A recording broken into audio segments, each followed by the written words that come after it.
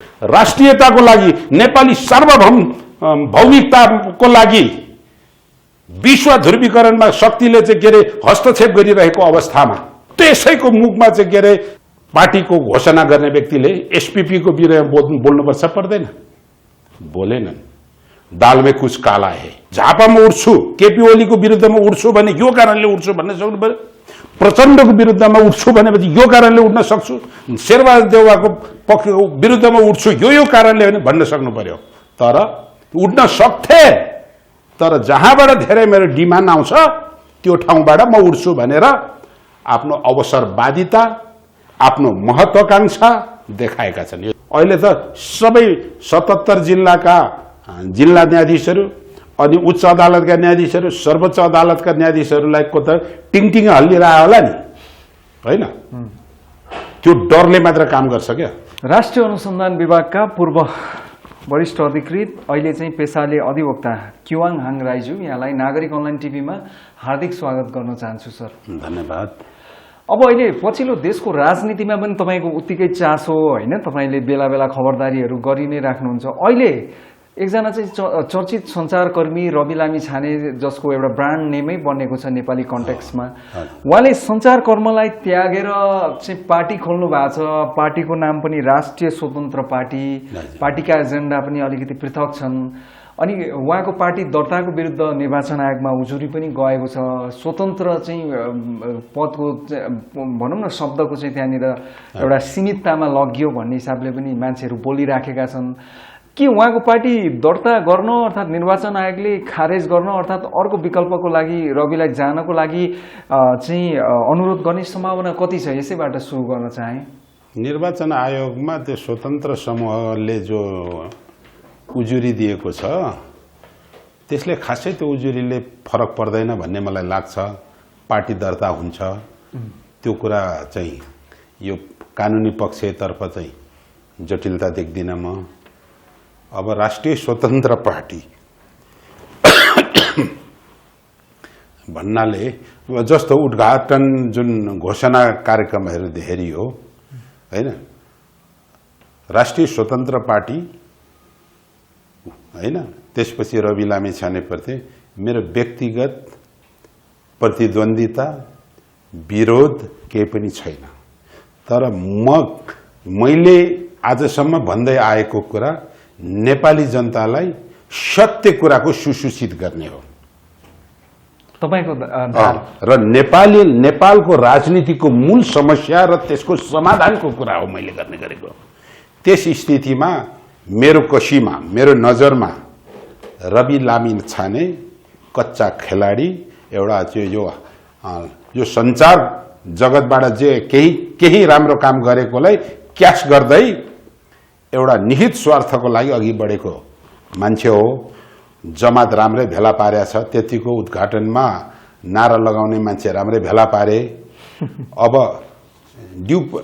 अलि मैले हेरेको चाहिँ पहिलो कुरा तालमेल तामझामको कुरा गरौँ। पार्टी घोषणा गरेकै दिन घोषणा कार्यक्रममा आउँदै गर्दाखेरि यतातिर 30-35 जना, यता 30-35 जना के अरे स्वयंसेवक राखेर घेराबन्दीमा लाएर त्यो नाटक पनि हुन सक्छ हैन।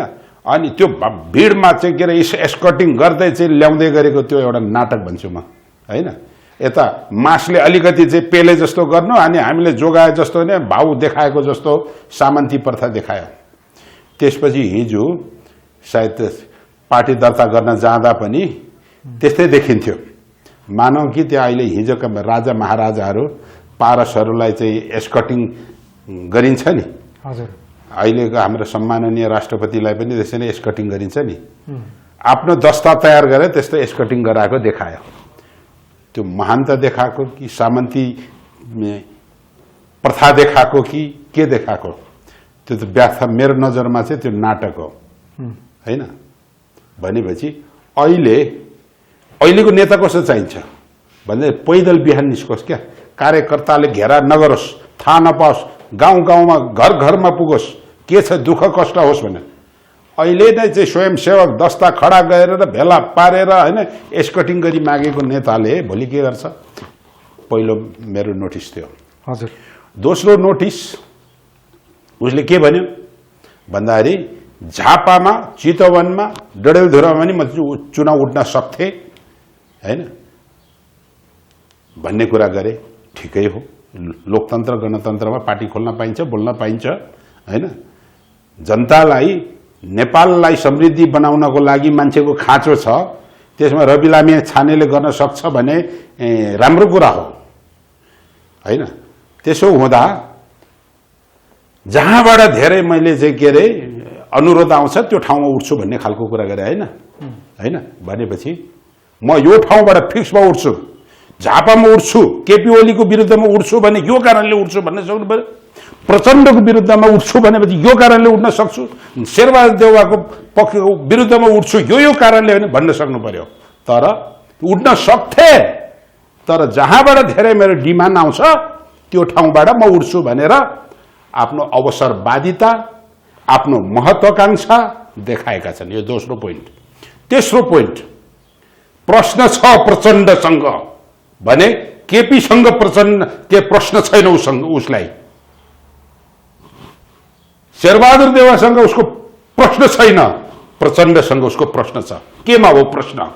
कि अहिलेसम्मको विद्यमान नेपालका राजनीतिक खेलाडीहरू पार्टीहरूमध्ये यो आम मूल प्रवाहमा आइ नसकेको अर्थात् विद्यमान जातीय असमानता, वर्गीय असमानता, क्षेत्रीय असमानता, लिङ्गीय असमानताको आवाज उठाएर राष्ट्रिय राजनीतिमा पुर्याएर परिवर्तन ल्याउने मान्छे को? प्रचण्ड होइन? त्यही प्रचण्डलाई चाहिँ प्रश्न छ रे। जो प्रचण्ड लगायतका नेपाली आन्दोलनकारीहरूले परिवर्तन ल्याएको गणतन्त्रमा गणतन्त्रको विरोध गर्ने, गणतन्त्रको विरोध गरेछ नि त केपी ओलीले, संघीयताको विरोध गरेछ नि त केपी ओलीले, पहिचानलाई दुत्कारेको छ नि त, समावेशी नीतिमाथि चाहिँ के विश्वमन गरेछ त केपी ओलीले। ऊ माथि चाहिँ उसको प्रश्न छैन भनेपछि रवि लामिछाने केपी ओलीबाटै परिचालित भन्ने देखिन्छ। यो भोलि अलग होला, तर अहिलेसम्म जे जति मिडियामा आएर तपाईको प्रश्न मैले सामना गरिन्जेलसम्मको मेरो अब्जर्भेसन हो। तीनवटा आरोप लगाइसक्नु भयो तपाईले उहाँमाथि? लगाइसकेँ मैले। लगाउनु पर्छ, यो चाहिँ नेपाली आरोप होइन, नेपाली जनतालाई सुसूचित गर्ने कुरा हो। क्या अब रह्यो हिजो एमसीसी को विषयमा कति के बोले कसो बोले त्यो मैले चाहिँ त्यति अलि पुरानो भइगयो, तर अहिले एसपीपी को विषयमा पार्टी उद्घाटनको दिन, पार्टी अनाउन्समेन्टको दिन केही पनि बोलेन। बोल्नुपर्छ कि पर्दैन तपाईँ भन्नुहोस्? तपाईँ सञ्चारकर्मी, अहिलेको महत्त्वपूर्ण हटकेक राष्ट्रियताको लागि, नेपाली सार्वभौम भौमिकताको लागि विश्व ध्रुवीकरणमा शक्तिले चाहिँ के अरे हस्तक्षेप गरिरहेको अवस्थामा त्यसैको मुखमा चाहिँ के अरे पार्टीको घोषणा गर्ने व्यक्तिले एसपीपी को विषयमा बोल्नुपर्छ पर्दैन? बोलेनन्। दाल में कुछ काला है 4 नम्बर पुग्यो होइन, 4था नम्बर पुग्यो होइन। अब रह्यो पार्टी घोषणा गर्दै आफ्ना नीतिहरू राखे, त्यो पार्टीको आन्तरिक नीति हो। त आमूल देश परिवर्तन गर्ने कुरा के हो त? भ्रष्टाचारको विरोध त गरेछ हैन? That's good. एउटा नेपालको वर्तमान राजनीतिमा एउटा भ्रष्टाचार, अत्यन्त व्यापक भ्रष्टाचार छ, त्यसलाई जीरो टोलरेन्समा भ्रष्टाचारको विरोध गर्नुपर्छ हैन? त्यो विषय ठिक छ, त्यतिले मुक्ति हुन्छ त देश। अब भोलि उसको पार्टीको नीति हेरौँला, त्यसलाई समीक्षा गरौँला, तर उद्घाटनको दिनमा आउँदा पार्टीका राष्ट्र परिवर्तन गर्ने नीति देखिएन। मैले तपाईकै मिडियामा हुन सक्छ, कुन मिडियामा मैले पूर्व राजालाई भनेको थिएँ नि, के हो त पूर्व राजा तिम्रो हो, अरूलाई तपाईँ भन्छु, त्यो ज्ञानेन्द्रलाई म तिम्रो भन्छु क्या। के हो, जनता हुन सिक्नु पर्यो नि। महाराज की जय भनेपछि त उता चाहिँ घोग्रो नाक फुलाएर चौपट हुने नि भनेपछि यथार्थ त ज्ञानेन्द्र पूर्व राजा तिम्रो एजेन्डा के हो त? देशको के परिवर्तन गर्ने, देशलाई मुक्ति गर्ने, देशलाई समुन्नत मार्गमा लाने तिम्रो एजेन्डा के हो त? खोइ होइन, मैले प्रश्न गरेको छु नि। अरू सञ्चारकर्मीले सोद्धा नेपाली जनताले चाहेमा म नेतृत्व लिन सक्छु यति भनेर देश बन्छ। बीपीको प्रजातान्त्रिक समाजवादले काम गरेका छैन, मदन भण्डारीको बहुदलीय जनवादले काम गरेका छैन, प्रचण्ड पटले काम गरिराखेका छैन। यस अवस्थामा सत्ताको मात्र ताक्ने जो प्रवृत्ति छ हैन, भाड भैले जो वर्तमान राजनैतिक वितृष्णा यो फैलाउने भने त केपी ओली हो नि त। जनताले बहुमत ल्याएर चाहिँ के प्रधानमन्त्री बनाइदियो, त्यसपछि के अरे संघीयताको विरुद्धमा, समावेशिताको विरुद्धमा हरेक कुरा षड्यन्त्र गरे। यो 3 वर्ष 3.5 वर्ष खेर फाल्ने र जनतामा निराश आक्रोश पैदा गर्ने त केपी शर्मा ओली हो नि त। भने यो असन्तुष्टि, जनताको असन्तुष्टिलाई हजुर क्यास गरेर आफू सत्तामा पुग्ने खेल मात्र हो रवि लामिछानेको पनि। यति 4-5 वटा बुँदामा मैले के अरे हजुर कुरा राखे। यो भनेको नेपाली जनतालाई सुसूचित गर्ने। अब मुख्य कुरा है, अरू जनताले चन्दा दिन्छन्, तर ठुला ठुला उद्योग व्यापारीहरूसँग म चन्दा लिन्ने भनेर जाउन पृष्ठभूमिमा। त्यो हिजो अस्ति पुरा सैनिकको जुन आत्महत्या प्रकरणको कुरा उखेलौँ होला, अदालतले सफाई दियो होला, तर पुरा सैनिकले मर्ने बेलामा त भन्या छ नि त, 2-3 वटा कुरा गरेका छ। अरबौं रुपियाँ करोडौं रुपियाँ चाहिँ कमाइसकेको पत्रकारितामा भन्ने कुरा। त्यसपछि 2-4 जना के अरे पीडितहरूले गर्दाखेरि रवि लामिछानेले पैसाको डिमान्ड गरेर चाहिँ के अरे नहेरिदिएको केसको त भण्डाफोर भएको होइन। त्यो एउटा वास कम्पनीवाला चाहिँ सीजी ग्रुप अर्थात् चौधरी ग्रुपको चाहिँ मुद्दाको रिपोर्ट पुरा तयार गरिसकेपछि, त्यो कुरा देखाइसकेपछि त्यो प्रसारण गरेन नि। किन गरेन? रिपोर्ट तयार छ, फिल्डमा पुगेका छन्, उजुरी पर्यो, अनि फिल्ड अपरेसन गर्यो, रिपोर्ट तयार भयो, तर त्यो चाहिँ रिपोर्ट किन आएन भनेपछि हो रवि लामिछानेले विदेशमा आपद विपद परेका मान्छेहरूको उद्धारको लागि राम्रो पपुलारिटी गेन गर्यो, तर त्यसको ढालमा, त्यसको आडमा उसले करोडौं पैसा कमाएको कुरा सत्य हो भनेपछि त्यो भनेको भ्रष्टाचार होइन, त्यो भनेको नैतिक आचरण अशुद्ध होइन। पुरा सैनिकले के भनेको थियो भन्दाखेरि उहाँ चाहिँ 10औं लाखको तलब पनि छ, पैसा नि कमाउँछ, मेरो तलब बढाएन, मैले यतिका वर्ष गरेका छु, जसले गर्दा बाध्य भएर मैले न्यूज 24 छोड्नु पर्यो र के हिमालयन अनलाइन कि केमा अर्कोमा गएको छ नि, बितिसके।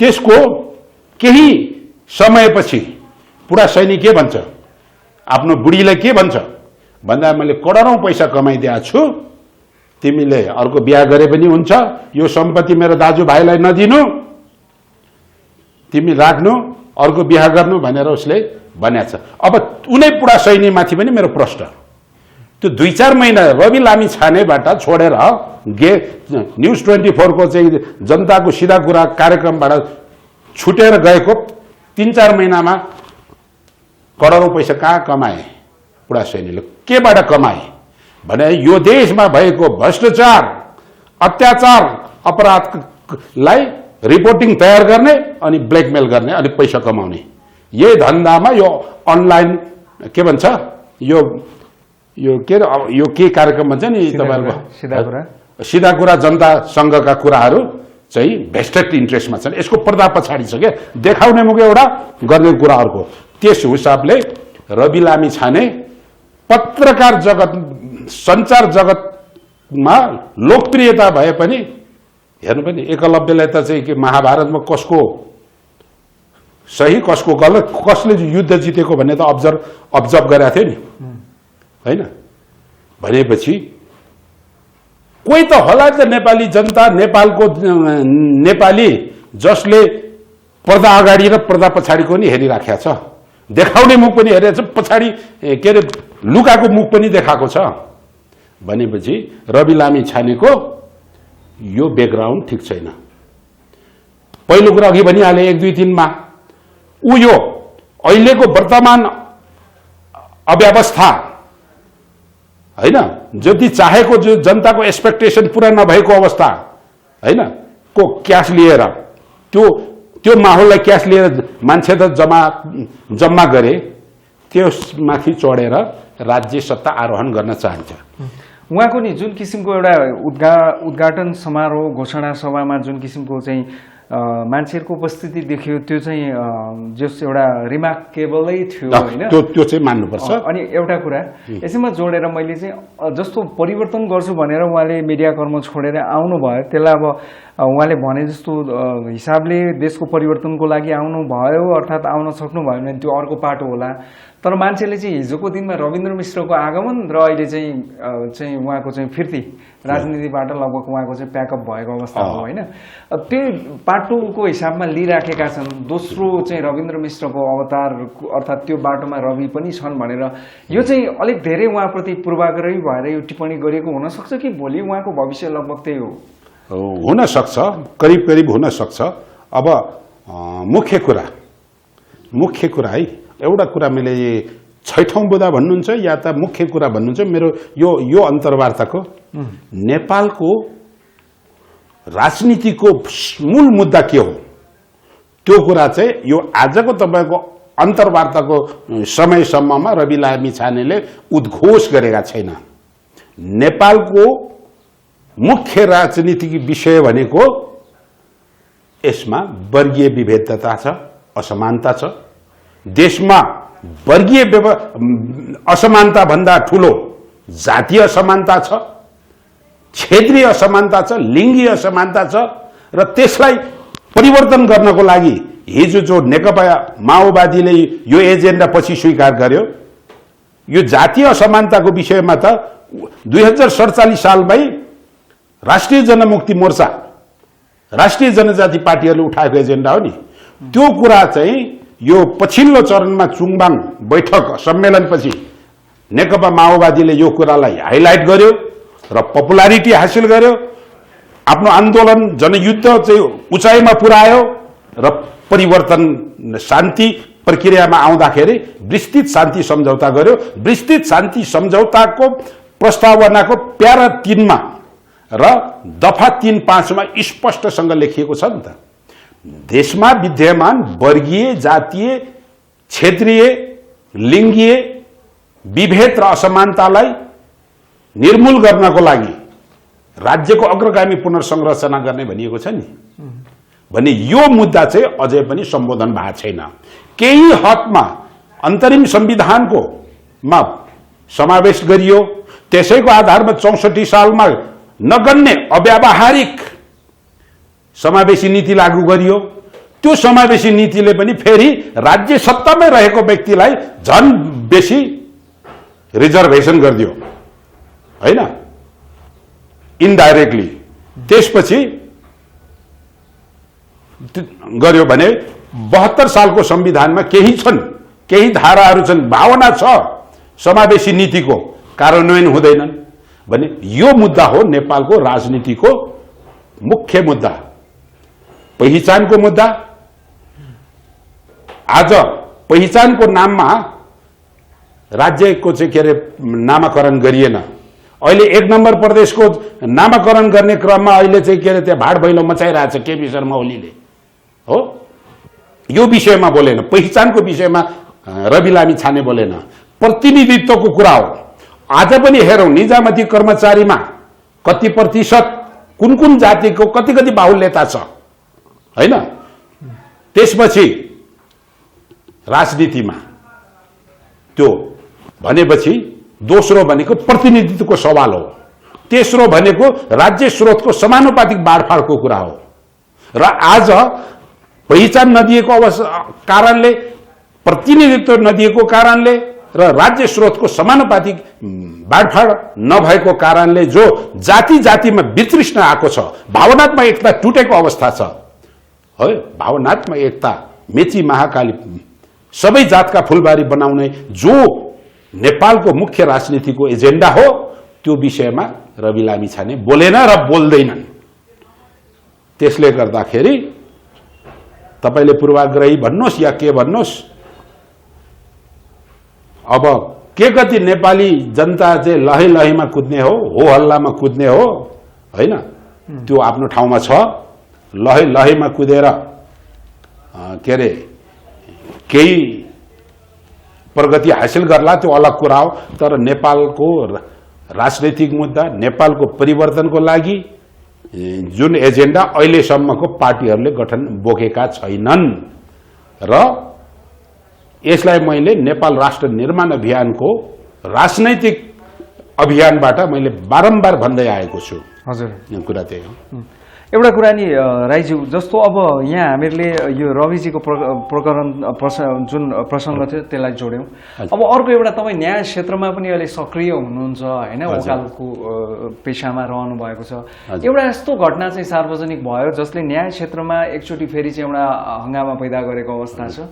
काठमाडौँ जिल्ला अदालतका माननीय न्यायाधीश राजकुमार कोइराला र चाहिँ वकिल साहब रुद्रप्रसाद पोखरेल बीचको अडियो संवाद सार्वजनिक भइसकेपछि जुन किसिमको एउटा भनौँ न होइन तरङ्ग आएको छ। आकस्मिक चाहिँ बैठक बसेर न्याय परिषदको आकस्मिक बैठक बसेर चाहिँ छानबिनको लागि पनि एउटा चाहिँ टोली बनिसकेको अवस्था छ। दुवैजनाले आफ्ना आफ्ना हिसाबले बोल्नु भएको छ, श्रीमानज्यूले पनि वकिल साहबले पनि होइन। अब यसमा यो जुन पटाक्षेप भयो नि सर, अब छानबिन गर्ला, रिपोर्ट आउला, त्यो आफ्नो ठाउँमा छ। तर यो जुन घटना सार्वजनिक भयो त्यसले न्याय क्षेत्रको जुन गरिमा छ, जुन एउटा त्यसको चाहिँ एउटा उच्च भनौँ न सबैतिरबाट आशाको केन्द्रमा जुन रहनुपर्ने स्थान हो न्याय क्षेत्र, त्यसमा जनतामाथि थप निराशा, के भन्नु, जनतामाथि जनताले चाहिँ थप निराश हुनुपर्ने अवस्था हो। पक्कै पनि हो, तर कुरा के हो भन्दाखेरि यो घटना जुन अडियो प्रकरण छ नि, यो गत पुष महिनाको, हामीले पुष महिनाबाट होइन नेपाल बार एसोसिएसनबाट आन्दोलन छाडेको। न्यायालय स्वतन्त्र छैन, न्यायालय भ्रष्टाचारले व्याप्त छ, सेटिङ छ, यहाँ मतियारहरू छन् के बिचौलिया छन् भने यही विरुद्धमा 16वटा आरोप राखेर तत्कालीन के अरे प्रधान न्यायाधीश चोलेन्द्र शमशेर जङ्गबहादुर राणाको विरुद्धमा लगायत न्यायालयको शुद्धिकरणको लागि हामी न्याय के अरे बार एसोसिएसनबाट आन्दोलन गरे हौ नि। तपाईले देख्नुभयो होला, म दैनिक त्यो आन्दोलनमा भाग लिन्छु भनेपछि त्यो त्यसै हामीले आन्दोलन गरेका थिएनौँ यस्तै हुन्छ भनेपछि अहिले बिचौलियाहरू स्वयं कानुन व्यवसायीहरू नै बिचौलिया भएर यो डिल गरिराखेको कुरा त यो अडियोले प्रमाणित गर्यो। भनेपछि वकिलै बिचौलिया? ओके, त्यो त छँदैछ। सबै वकिल फेरि बिचौलिया होइन। त्यसले गर्दा यो ढिलो गरेर अडियो पर्दाफास भयो, जे भयो राम्रो भयो होइन भनेपछि यसले पनि अहिले त सबै 77 जिल्लाका जिल्ला न्यायाधीशहरू अनि उच्च अदालतका न्यायाधीशहरू, सर्वोच्च अदालतका न्यायाधीशहरूलाई को त टिङटिङ हल्लिरह्यो होला नि होइन। त्यो डरले मात्र काम गर्छ क्या। कालो कोट लगाउँछ वकिलले, भित्र त सेतो सर्ट लाउनु पर्यो नि, आत्मा शुद्ध हुनु पर्यो नि, आचरण शुद्ध हुनु पर्यो नि। कानुन व्यवसायको आफ्नो आचरण छ होइन। भोलि छानबिन हुन्छ, कारबाही हुन्छ, डेफिनेटली आफ्नो ठाउँमा छ। तर यसले के उजागर गरिदियो भन्दाखेरि न्यायालयमा हामीले उठाइराखेको कुरा, न्यायालय शुद्धिकरणको लागि हामीले उठाइरहेको आवाजलाई सप्रमाण प्रमाणित गरिदियो कि साँच्ची नै न्यायालय भ्रष्ट थियो, साँच्ची नै तत्कालीन के अरे प्रधान न्यायाधीश त्यो भ्रष्टाचारको नाइके थियो, सेटिङको नाइके थियो भन्ने कुरा त त्यो अडियोले प्रुफ गरे नि। अब प्रधान न्यायाधीशबाट फोन गराउँछु भनेछ एउटा वकिलले भनेपछि त प्रधान न्यायाधीश त को हो त भन्दाखेरि एउटा बिचौलिया वकिलको के हो प्यादा जस्तो भयो कि भएन। डेफिनेटली के अरे गराउँछु, प्रधान न्यायाधीशले 1 नम्बर न्यायाधीशलाई फोन गराउने भनेको के जिल्ला अदालतको प्रधान न्यायाधीश मुख्य न्यायाधीशलाई, अनि त्यसपछि गर्नुहोस्, अनि माथिबाट आदेश आएन नगर्नुहोस्। र यस्तो मौका आउँदैन है भन्ने जुन हाम्रा विद्वान अधिवक्ताज्यूको चाहिँ अडियो रेकर्ड हो त्यसले चाहिँ के अरे प्रमाणित गर्यो नि 1 नम्बरमा भ्रष्ट को रहेछ, सेटिङवाला को रहेछ सर। अब यो जुन चोलेन्द्र शमशेर, त्यसपछि अनि होइन गनिएका बार एसोसिएसनमा हामीले निर्वाचित गरेको कोषाध्यक्ष नै बिचौलिया भन्ने कुरा चाहिँ पर्दाफास हुँदा चाहिँ अचम्म लाग्यो क्या। अब नि सर त्यही त अब अचम्म लाग्यो तपाईँहरूलाई, धेरैलाई सरप्राइज पनि भयो होला, यत्रो एउटा ऱ्याङ्कको हिसाबले पनि र प्रतिष्ठाको हिसाबले पनि उहाँहरू जहाँ हुनुहुन्छ। अब यो छानबिन हुन्छ, मैले सोध्न चाहेको चाहिँ छानबिनको लागि समय सीमा अलिक लामै छ। अब यो छानबिन भइसकेपछि यदि उहाँहरू दोषी प्रमाणित भएको खण्डमा उहाँहरूलाई कस्तो सजाय हुन्छ र मुख्यतः यस्तो चाहिँ अत्यन्त चाहिँ जनचासोको विषयमा तुरुन्तै चाहिँ एउटा आयोग गठन, छानबिन समिति गठन भइसकेपछि इमिडिएटली हप्ता 10 दिनमा चाहिँ एउटा रिपोर्ट दिन सक्ने अवस्था पनि हो। यसलाई 45 दिनलाई पनि मान्छेहरूले अलिकति एकजना वरिष्ठ अधिवक्ताले लेखेको मैले देखेको पनि थिएँ क्या। मैले नै नोट गरेको छु, यो 45 दिन लामो छानबिन गर्ने कुरै होइन। यो त हप्ता दिन 10 दिनमा चाहिँ बनाउँदा सफा कुरा, अडियो आएको चाहिँ त्यो सही कुरा हो होइन। अब न्यायाधीश श्रीमानले, माननीय न्यायाधीशले संवाद गरे हो, मैले गल्ती डिसिजन गरेका छैन है, गलत गरेका छैन भन्नुको मतलब अप्रत्यक्ष रूपले संवाद गरेको भनेको त स्वीकार हो नि त। मैले गल्ती डिसिजन, गल्ती आदेश दिएको छैन। संयोगवश उहाँ बस्नु भएको छ, जो व्यक्तिको प्रकरण आयो इच्छाराज गुरुङ, उहाँलाई त थुनामा राख्ने आदेश दिए, छोडेको भएदेखि त साथी त डुब्थ्यो। तैपनि यो स्क्यान्डल आइसकेपछि माननीय न्यायाधीशज्यूले पनि आफै घर बिदामा बस्नुपर्छ, अर्थात् यो न्याय परिषदले तत्काल उहाँलाई पनि निलम्बनमा राख्नु पर्यो। अनि त्यो हाम्रो कानुन व्यवसाय ऐन अनुसार त अब यो विवादित अब के अरे वकिल साहबको तत्काल लाइसेन्स न्युट्रलाइज गर्नु पर्यो, सस्पेन्डमा राख्नु पर्यो, अनि भोलि दोषी ठहर्दाखेरि कारबाही गर्नु पर्यो। अब फेरि संविधान मानव अधिकारको कुरा छ, संविधानमै लेखिएको छ, दोषी प्रमाणित नभइन्जेलसम्म, अपराध प्रमाणित नभइन्जेलसम्म कसैलाई अपराध गर्न पाइँदैन। अनि अपराध प्रमाणित नभइन्जेलसम्म सजाय गर्न पाइँदैन। कानुनका जन्जाल छन् होइन। भनेपछि तत्काललाई सार्वजनिक सेवामा बसेका व्यक्तिहरू निलम्बित, नैतिकता उहाँहरूले आफै पनि देखाउन सक्नुहुन्छ कि हुन्न? देखाउनु पर्छ, हाम्रो कुरा हो होइन। अब देखाउने नदेखाउने त उहाँको कुरा भयो, उहाँको कुरा त मैले भन्ने कुरा भएन। तर देखाउनु पर्छ र यो विवादमा आइसकेपछि केही समय निलम्बित गर्यो न्याय परिषदले भने त्यो न्याय परिषदको चाहिँ के अरे काम राम्रो हो। र कानुन व्यवसाय परिषदले पनि तत्काल बैठक बसेर अहिलेलाई उहाँ वकिल साहबको लाइसेन्स न्युट्रलाइज गर्नुपर्छ। नभए जनता वितृष्ण, अघि भनिहाल्नु भयो, जनता बेसी निराश हुनेछन्, जनता बेसी अन्यायमा पर्नेछन् र जब बढी बढी आन्दोलन के अरे निराश हुँदै जान्छ जनता विद्रोहमा जान्छन्।